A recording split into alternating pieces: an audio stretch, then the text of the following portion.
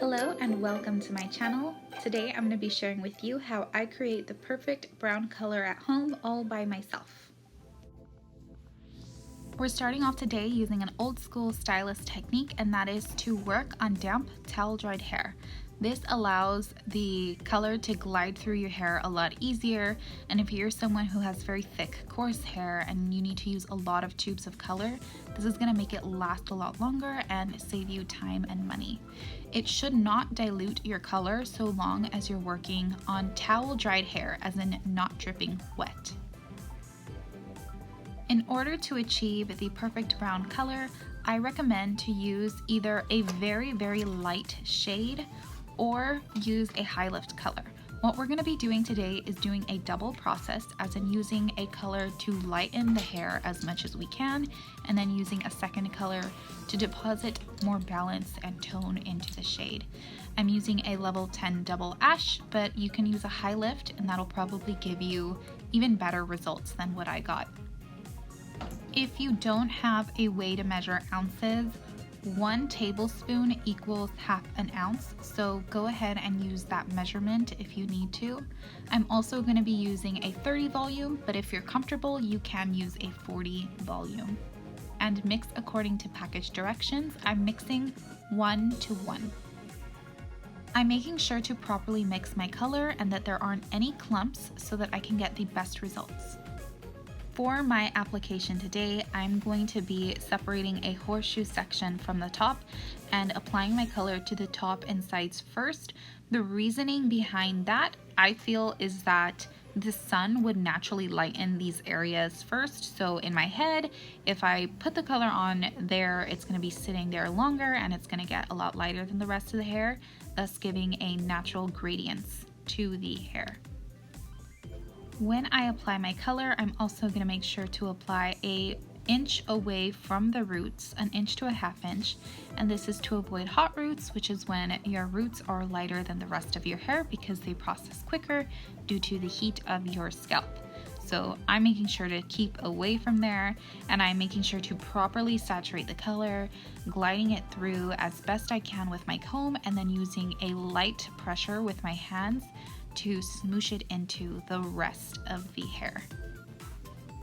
Properly saturated hair is going to give you the best results always. So take the time to properly saturate your hair really well, using your little brush to comb it through as best you can.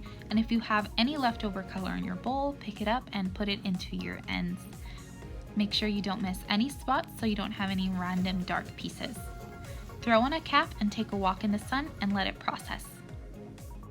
After about 30 minutes, I'm going to come back in the bathroom and show you how it's lifted so far.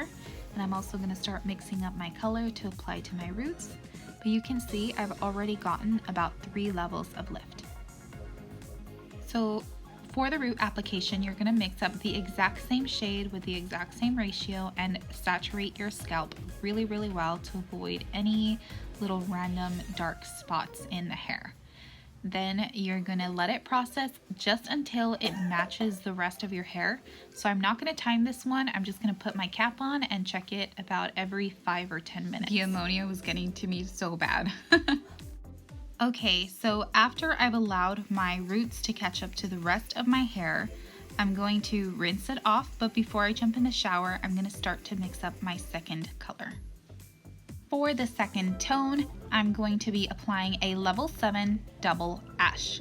This is going to create a more balanced tone. It will not completely eliminate warmth, but it will create balance in the hair so that it's not too copper.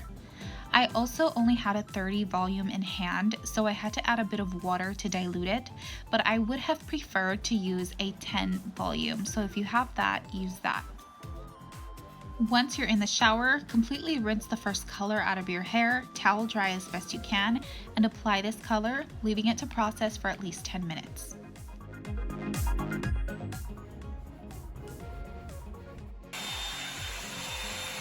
So here is the final shade. I am so in love with it. I think it's so pretty. It's the perfect balance between warm and ash. It's not too much of either.